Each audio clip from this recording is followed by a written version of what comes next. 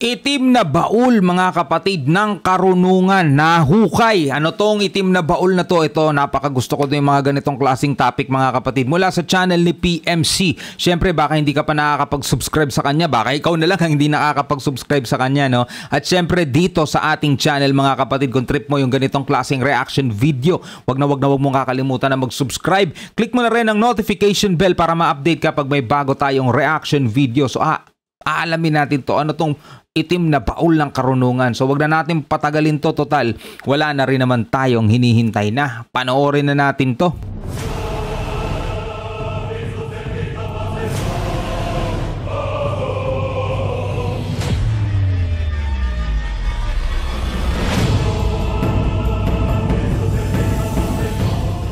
Siyudad ng Pompeii, nilamon ng apo nung pumutok ang bulkang Vesuvius. Libo-libo ang namatay sa loob lamang ng ilang saglit. Nakaraan ng maraming siglo, namangha ang mga eksperto at archaeologists sa mga nahukay sa lugar. Subalit isang tagpo ang nababalot ng hiwaga, nalilihis sa kaalaman ng sambayanan hinggil sa Pompeii. Anong misteryo ang nahukay sa ilalim? Kayamanan o isang sumpa? Mabubulabog ang iyong pagkatao kung maririnig mo na ang pagsabog ng bulkang Vesuvius ay sinasabing higanti ng Diyos sa mga Romano. Mayroong mga naniniwala at marami din namang naghihinala. Ang tanong, totoo ba? Ayos, no?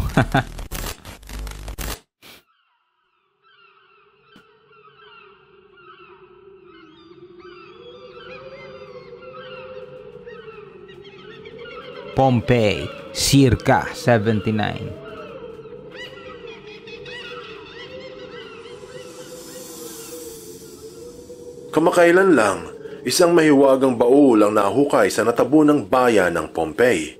Ngunit, hindi lamang kagalakan ang taglay nito, pati pangangamba. Nagsimula ang kwento noong mga 9th o siguro 8th century BC pa. Depende kung sino ang ekspertong tatanungin. Itinatag ang syudad mga 900 taon bago ipinanganak si Jesus. Mga tinaguriang Oscans ang unang tumira doon sa bandang ibaba ng bansang Italia. Mga 2.5 oras na biyahe mula sa kapital na Roma. Ang Pompeii ay nakalantad ilang kilometro sa paanan ng isang matayog na bundok. Ang bundok ng Vesuvius na nooy napakatahimik. Ilang taon pa ang nakalipas nung sinakop ang lungsod ng mga Romano at ginawang sentro ng kanilang estado.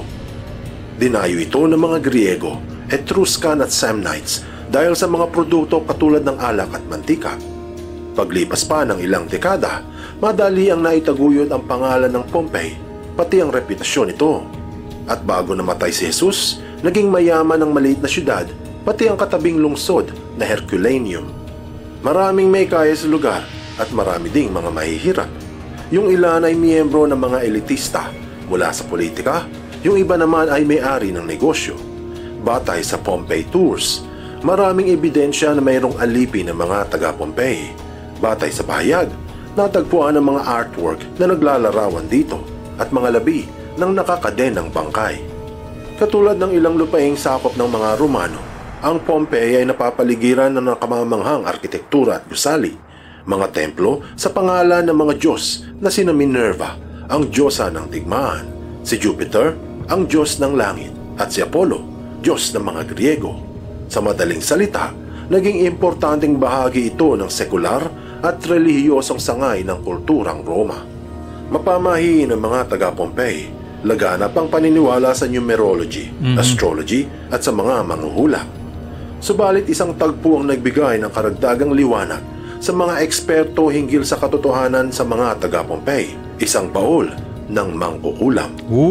Ayon sa Hindustan Times, ang pangunahing tagapag-ulat sa bansang India, na isang baul ng yaman mula sa isang sorcerer ang natagpuan sa Pompeii.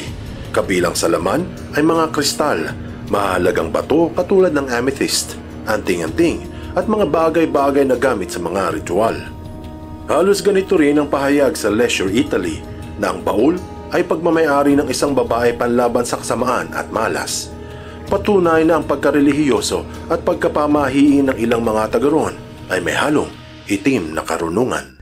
Yung itim na karunungan na yan mga kapatid, yung pangkukulam, isa yan sa binabanggit sa Bible na kapag ikaw ay gumagawa ng ganyang mga bagay ay hindi ka magmamana ng kaharian ng langit, no?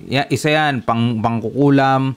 Kasama yan sa nababanggit sa Biblia na hindi ka magmamana ng buhay na walang hanggan kapag ikaw ay gumagawa ng mga ganyang mga bagay. Bukod doon, maraming disenyo sa dingding ang natagpuan na naglalarawan sa kalaswaan ng ibang kalalakihan at kababaihan. Isa na rito ang bestiality o ang pakikipagtalik sa mga hayop. Nahukay ang isang eskultura na pagmamayari ni Lucius Calpurnius Piso Sisoninus, isang senador na biyanan ni Julius Caesar, ang diktador ng Roma. Natagpuan din ang sobra sa 30 bahay aliwan sa lugar. Pruweba na hindi naiba ang mga taga roon sa klase na sexualidad ng mga Griego at Romano. Makikita rin sa mga pinta ang malalaswang engkwentro na nagbigay ng karagdagang kaalaman hinggil sa Pompey. Katotohanang hindi alam ng karamihan na magdudulot ng pagkasawi ng libu-libong katao sa loob lamang ng 15 minuto. Palagay ko nilipol din sila ng Panginoon, grabe naman pala yung kasalanan dyan sa lugar na yan, Parang Sodom at Gomorrah,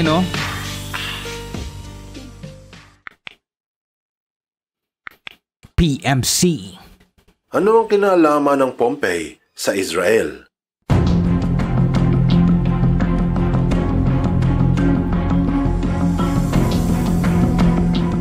Ang pamumuhay noon sa Pompey, halos 2,000 taon ang agwat natin ngayon, ay hindi na rin kaiba sa pamumuhay ng ilang malilit na lungsod na nasa Italia sa kasalukuyan. Abala ang mga kalalakihan kung hindi sa hukbong kasundaluhan ng Roman legionnaires ay mga manggagawa at mga mangangalakal. Mabilis ang buhay sa syudad dahil maraming dayo mula sa ibang bansa. Ang iniisip ng mga may bahay noon ay ang kanilang pamilya. Ang mga dalaga sa lugar ay katulong naman ni nanay, minsan sa sakahan o kung mayroong pagawaan ng paso.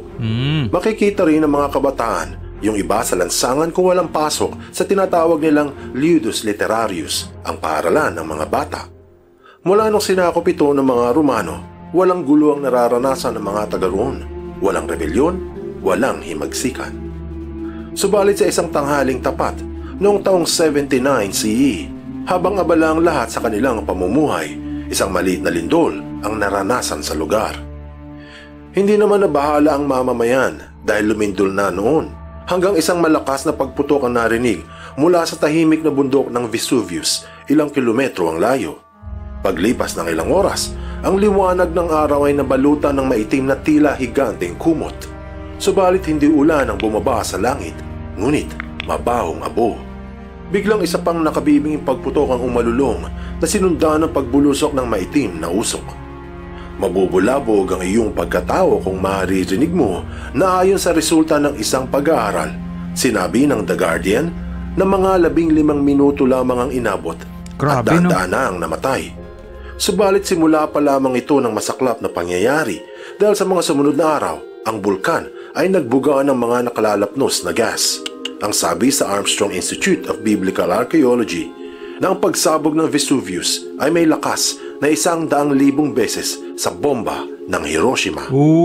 Maraming nakatakas, subalit marami ang naiwan sa ilalim ng mga 3 metrong abo. Natunaw ng lava ang mga gusali, mga kagamitan sa bahay, at mga mahalagang estruktura ng Roma, kasama na roon ang mga bahay aliwan at mga templo. Nalibing sa makapal na abo ng ilang siglo ang halos 2,000 mamamayan ng Pompey at ang kalapit nitong lungsod na Herculaneum.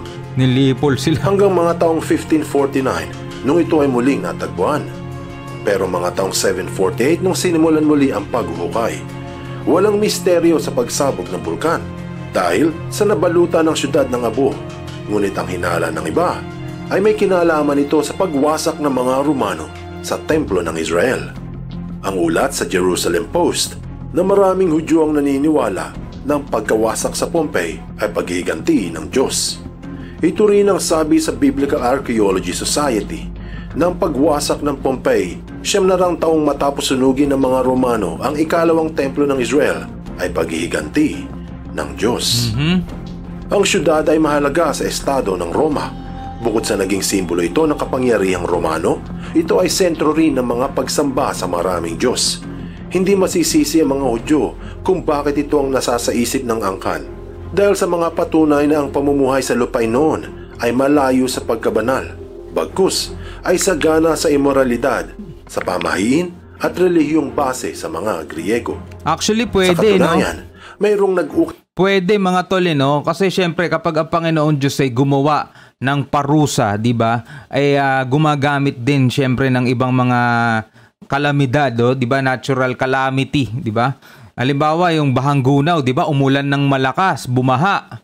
Di ba? At ang nakaligtas lang doon yung si Noah saka yung pamilya niya, no? Eto dahil nga ang daming katunayan o ebidensya na dito sa lugar na to ay lugar ng kasalanan mga tol, no? Pwede rin yung iniisip ng ibang tao na sila ay pinarusahan, di ba? Talagang lilipol sila at relihiyong base sa mga Griego. Sa katunayan, mayroong nag-ukit sa isang dingding doon ang halos buradong kataga na nakasulat sa Latin, Sodom, Gomor o Sodom at Gomora. Anong aral ang mapupulot dito? Di kaya itong Pompey ay isa sa Sodom at Gomora, mga tol? No? Nanilipol sila talaga. Ang kasaganaan sa buhay ay maigi na nararanasan. No, pwede rin, no? Pompey. Ito yung lugar na to, Pompey. Pero posible isa to sa mga nilipol na nakalagay nga Sodom at Gomora. Bumaba ang apoy. Di ba? Ngunit, sa mapanganib na oras, hindi nadadala ng kaluluwa anumang material na bagay. Balikan natin yung aral ni PMC. Kasaganaan sa buhay ay maigi. Doon, ang halos buradong kataga na nakasulat sa Latin, Sodom, Gomor o Sodom at Gomora. Galing, no? Anong aral ang mapupulot dito? Ang kasaganaan sa buhay ay maigi na nararanasan. Ngunit, sa mapanganib na oras, hindi nadadala ng kaluluwa anumang material na bagay. Tama. Ang naganap sa Pompey halos 2,000 taon nang nakalilipas ay palatandaan na ang wakas ng lahat ay magaganap. Hindi man maranasan ng lahat ang katapusan ng buong mundo, pero kung hindi mag-iingat ang isa, ang wakas nito ay nandyan lang sa kanto. Buksan mo ang iyong isip at hayaang lumalim pa ng lubusan ng iyong pangunawa sa mga kasaysayang kapupulutan ng maraming aral. Tandaan, katotohanan ng susi sa tunay na kalayaan. Nice! Yan mga kapatid, napanood natin yung Pompey. Sa Pompey, mga tol, hindi kaya na itong lugar na to na tinutukoy dito, ito yung Sodom at Gomora, o isa dun sa dalawang yun mga kapatid, na nilipol sa pamamagitan ng apoy na nakalagay sa Bible. Kasi sabi nga rito ni PMC, merong halos burado ng nakasulat, nakaukit sa dingding. Nasa Latin, ang ibig sabihin daw ay Sodom at Gomora. Ay grabe, dun ako na namangha talaga . So anong masasabi ninyo dito sa video yung pinanood natin mga tol? Comment down below. Napakamakasalanan naman pala talaga nitong lugar na to, no?